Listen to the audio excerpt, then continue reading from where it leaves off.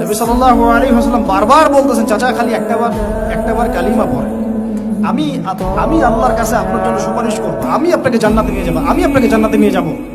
চাচা খালি একটাবার সাক্ষ্য দেন, শাহাদাত।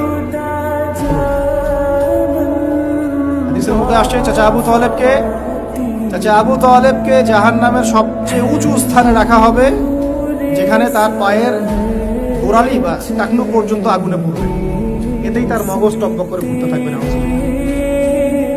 নবী সাল্লাল্লাহু আলাইহি ওয়াসাল্লাম বলছেন, আমি যদি না থাকতাম তাহলে আমার চাচাকে আরো নিচে রাখা হতো।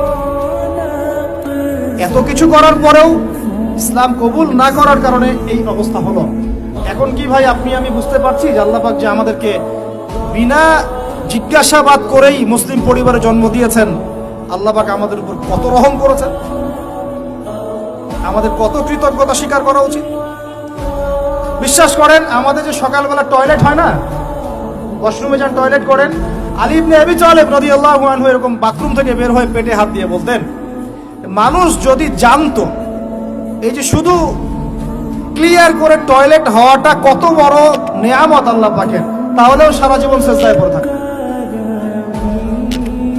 আমরা এগুলা বুঝি না, শ্বাস নেওয়ার নেয়ামত বুঝি না, পানি পান করছি, পানি আল্লাহ পাক দিয়েছেন, এটা নেয়ামত বুঝি না, গরম পানিতে ওযু করে আসলেন নেয়ামত বুঝি না, সুস্থ আছি নেয়ামত বুঝি না, প্রত্যেকটা অর্গান ভালো আছে শরীরের নেয়ামত বুঝি না, রক্ত চলতেছে নেয়ামত বুঝি না।